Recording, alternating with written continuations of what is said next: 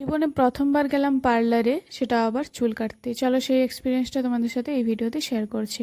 তো সকাল থেকে প্রচণ্ড ব্যস্ততা ছিল, তাই সকাল থেকে ভিডিওটা অন হয়নি। একদম বাঁকুড়াতে গিয়েই তারপর আমি ভিডিওটাকে অন করেছি। তো প্রচণ্ড রোদ, আমরা যতক্ষণ বাসে ছিলাম ততক্ষণ ছিল মেঘ, যখনই বাস থেকে নেমেছি তখনই প্রচণ্ড পরিমাণে রোদ। তো যাই হোক, আমি আমার বান্ধবীর সাথে চলে গিয়েছিলাম। আমি কোনো লোকেশন জানতাম না, বান্ধবী তার নিজেরই যে পার্লার আছে সেখানে আমাকে নিয়ে গেছিলো। তো সেখানে যাওয়ার পর প্রথমে আমার হেয়ারটাকে ভালোভাবে ওয়াশ করে নিল।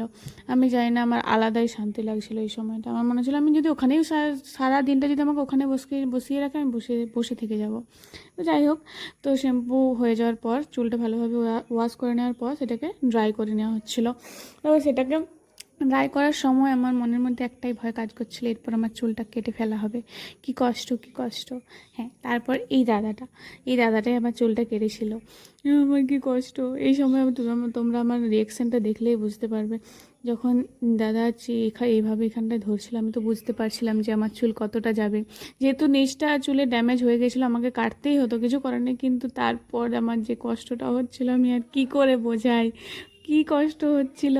এটা যাদের ফেভারিট চুল হয় তারাই বুঝতে পারবে যে এই কষ্টটা কিসের।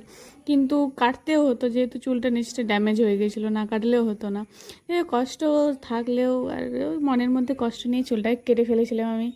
যেহেতু বান্ধবীর সাথে ছিল সেই কারণে আমি একটা সাহস পেয়েছিলাম চুলটা কাটার জন্য। তারপর চুলটাতে একটা হালকাভাবে সিরাম লাগিয়ে দিয়েছিল। তারপর আমরা পেমেন্ট করে ওখান থেকে বাড়ি চলে এসেছিলাম। বাড়ি আসিনি, তারপর কি করেছি সেটা তোমরা নেক্সট ভিডিও। এখানে সার্ভিস খুবই ভালো, তোমরাও যদি যেতে চাও অবশ্যই আমাকে কমেন্ট করে জানিও, আমি তোমাদের লোকেশন এবং সব কিছু প্রোভাইড করে দেবো। তোমরা গিয়ে অবশ্যই ঘুরে আসতে পারো। তো আজ ভিডিওটা এই পর্যন্তই, দেখাচ্ছি নতুন কোনো ভিডিওতে এর নেক্সট পার্ট নিয়ে। টাটা।